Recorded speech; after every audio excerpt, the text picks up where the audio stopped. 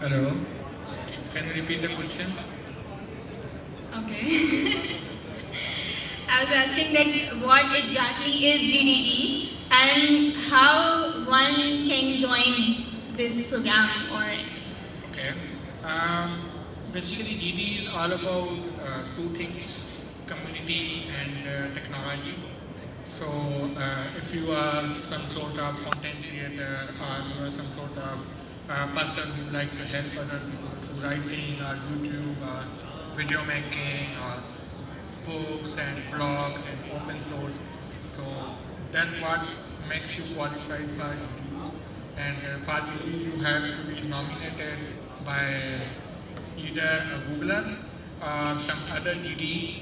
And once you are nominated, then you have two interviews. First interview is about community, where you'll be asked that how are you helping people and what kind of impact are you creating. And next interview is a technical interview, which will be done by Google itself.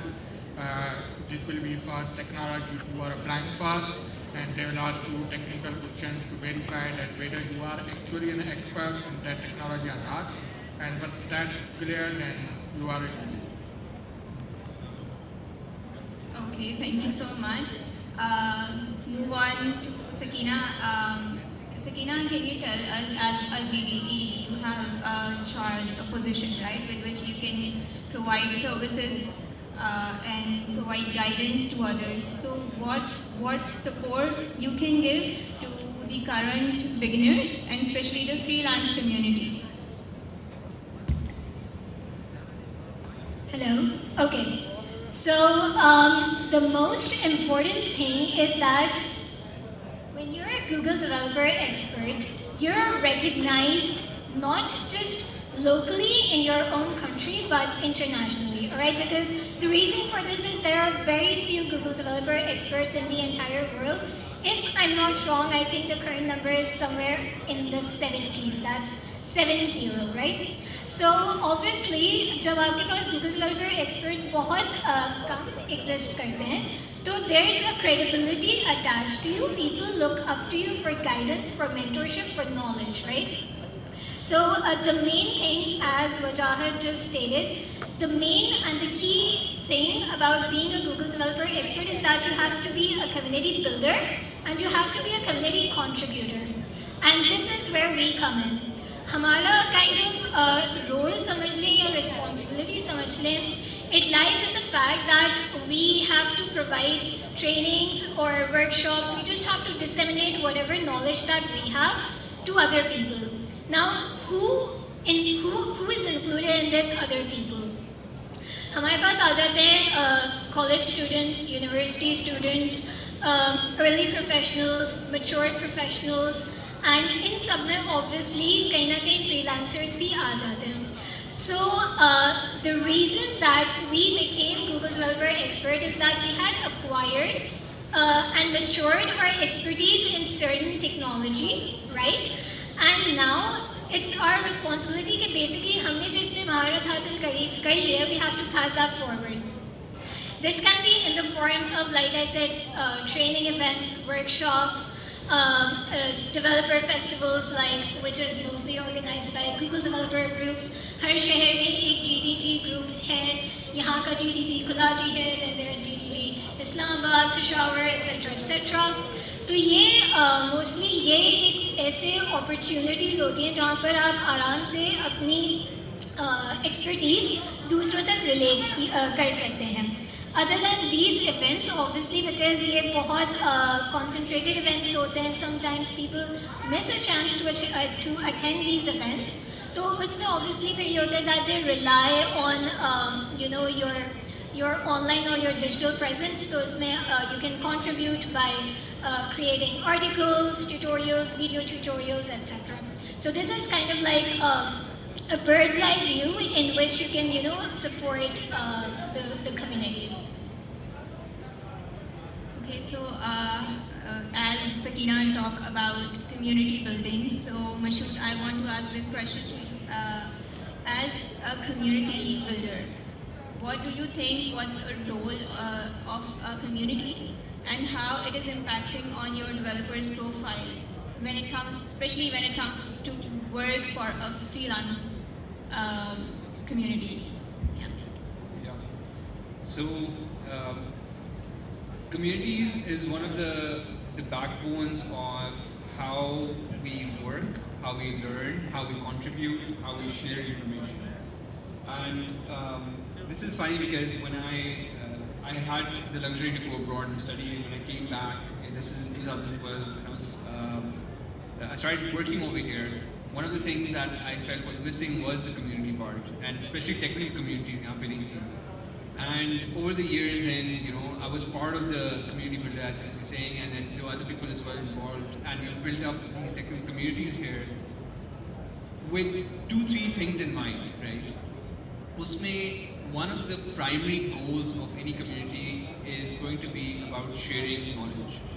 क्योंकि अगर हर कोई अपने साइलों में बैठ के काम कर रहा है, अपनी लर्निंग्स को अपने पास रख रहा है, तो and if you're not sharing them out with the community, we're not sharing those learnings anywhere, so we're not making good enough progress.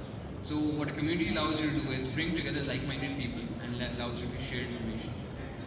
One of the personal goals for me, at least on the community level, was I saw this huge skill gap in the students coming out, and a lot of the junior developers who were working, and some of them had adopted very bad practices, especially around the web ecosystem. So one of the reasons that I was contributing in the community was basically trying to highlight what those problems were and how do you elevate them and how do you fix them. Now, how do you tie all of this back into the freelancing side of things? As a community is not obviously built for a specific individual or a specific company, it's meant to be valuing everyone in the community. And the people for whom it impacts the most is actually the freelancers. And when you're in a company, let's say you're an XYZ company, you will always have people around you that you're working with, and they're your work colleagues, and you can still share some level of information and you can learn something from them. But as a freelancer, you're alone, you're working on your own, and you have work colleagues, but they're still usually far away because they're remote. So that is where the community really kicks in, and you actually get to learn what other people are doing in different companies, what sort of projects they're working on, how they're solving different problems. So that all comes together very, very nicely in the community level. And again, I was essentially, when I started, I was a freelancer, and then I moved into the agency role. So for me, that resonated as well when I was trying to build up the community for myself. That's great. Wajahat, you are working remotely right now. Do you hear me now? Never heard myself this loud. So you are working remotely right now, and tell me, what are the challenges you face, how you manage your work-life balance? Okay. I think full-time job के साथ community करना थोड़ा मुश्किल हो जाता है, in a sense कि आपको community के लिए भी time चाहिए होता है, और अगर आप एक simple एक अच्छी quality का article लिखते हैं तो उसमें भी usually आपको few hours का commitment चाहिए होता है, फिर demo बनाना, फिर उसकी images बनाना, फिर वो actually एक polish state में लाना, तो usually takes around a week. Management करने का एक तरीका ये होता है कि आपके लाइफ में थोड़ा डिसिप्लिन होना चाहिए, आपको अपने गोल्स क्लियर होने चाहिए कि आप अपनी लाइफ से क्या एक्सपेक्ट कर रहे हैं और किस तरह से गोल को अचीव करना चाह रहे हैं, और कम्युनिटी इसलिए नहीं करनी चाहिए कि आप for the sake of community कर रहे हैं या for the sake of becoming a GD कर रहे हैं, क्योंकि अगर आप खाली जीडी टाइटल को लेने के लिए कम्युनिटी का काम कर रहे हैं तो it's not going to happen, because at some point people will realize you are in this for the title and in the fame and glory and all these things. So Google is genuinely looking for people who are actually trying to help their community, trying to help others and bring some real impact, like helping others to find job, helping others find education and those sort of things.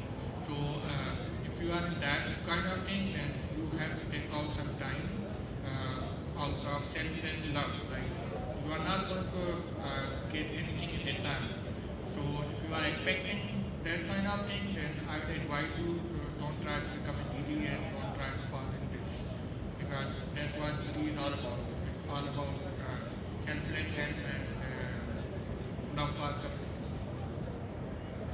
Thank you. Sakina, as a GDE, you have explored a lot of Google technologies, right? So, can you tell us how one can explore it and get started with it? And after that, even before that, actually, how one can focus and work on one technology, as we see a lot of content available online. So, how you can say that one should focus on one thing at a time? Okay, I think that's a great question because that resonates with me so much. So, इसके लिए let me talk a little bit about my journey. I basically got a bachelor's degree in computer science from Fast University, and the primary and the only reason for doing this was I had a great and a deep interest in playing games and in building games. But that's not what I'm doing right now. But the point is this, that मेरा interest वहाँ से शुरू हुआ था, ठीक है? When I was in university, I had a lot of people around me. Some was working on deep learning, some was working on data analysis, some was working on data scientists. Then there were people who were working on image processing, some people were working on software development, web, mobile, etc., etc. So there was like a plethora of people all around me, all working on different areas, and obviously when I'd see what they had built or what they had been working with, मेरा वहाँ से interest develop होता था, like, oh, okay, that looks cool. If I were to do that, how would I do that? And I just, I'd go to YouTube, I'd go to Coursera, Udacity, I'd learn a couple of courses from there, थोड़ी सी videos देखी, एक general idea पता चल गया, खुद से implement करके देखा, results भी आ गए, लेकिन वो satisfaction नहीं आई, ठीक है? So the point is this, you keep trying till you understand where your passion lies, and what is basically कि even करके आप थक तो रहे हो, लेकिन आप खुशी से थक रहे हो, ये एक होना चाहिए, ठीक है? For me, that was mobile development. I then transitioned towards native Android. And then, जब Flutter आई, तो obviously I found Flutter really good. I was really satisfied with it. मैं खुशी से थक रही थी. तो I then transitioned towards Flutter. तो ये है कि with technology, it's not something that once you have picked your niche, you stick with it. Because with the advent of time, technology is obsolete होती रहेंगी, नई चीज़ें market में आती रहेंगी. You have to keep yourself updated with what's going on, what's the latest that the market is following, and what's driving the best results. So that's how key thing is this कि आपका passion obviously होना चाहिए, आपकी curiosity होनी चाहिए, and आपके अंदर ये willingness होनी चाहिए that I want to keep learning something new. जहाँ तक ये है कि how do you focus on something specific, वो यही है कि वो literally trial and error से ही पता चलता है, वो किसी को पहले से नहीं पता चलता कि this is something that I was born to do. No, that's not how it is. The end thing is this, that my passion, it still lies in game development, and मैं currently भी Flutter के अंदर अपने free time में games बना रही होती हूँ बैठकर. तो yeah, this is kind of how it works.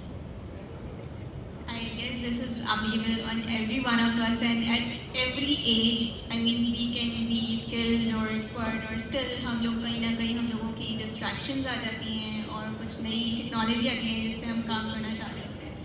So moving on, I think Mashood, as you can tell us that how GDE, the role GDE has benefited you in your role as CTO, right? At Certificate. Yeah, so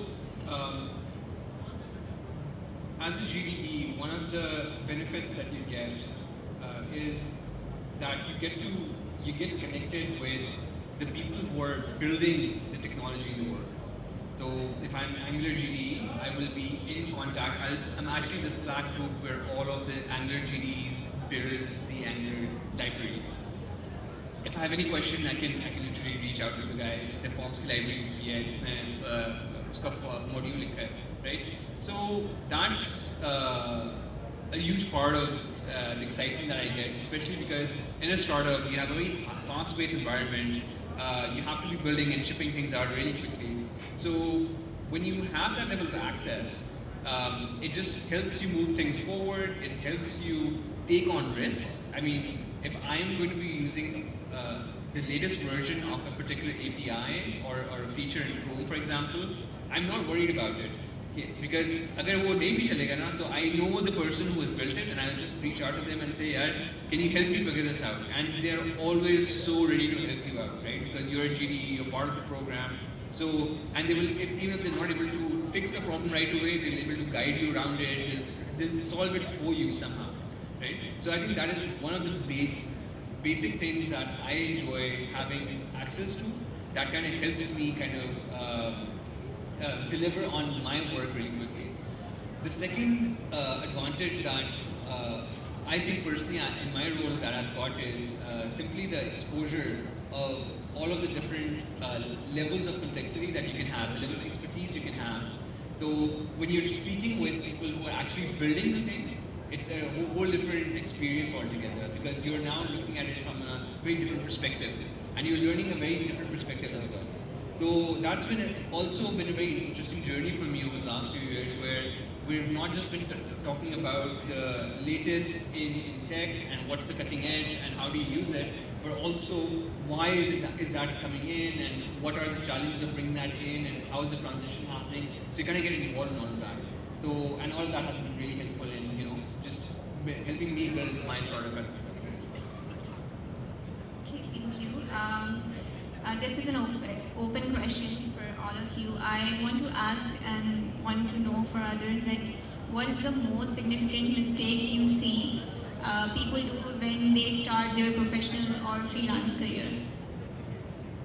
Open to anyone. Wajahat, you can start. Okay. I would say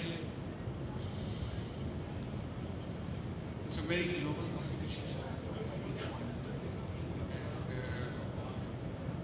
In the IT industry, we are seeing a very high-class peak in terms of जो technology के ऊपर हम काम कर रहे हैं, वो बहुत rapidly improve हो रही है, grow हो रही है, learning मुश्किल हो गई है, लेकिन साथ-साथ हमारे पास एक huge class of resources हैं जो आज के दिन फेस कर रहे हैं कि हमारे पास ज़्यादा यूट्यूब क्रिएटर्स हो गए हैं, ज़्यादा आर्टिकल राइटर्स हो गए हैं, ज़्यादा ओपन सोर्स वाले आ गए हैं।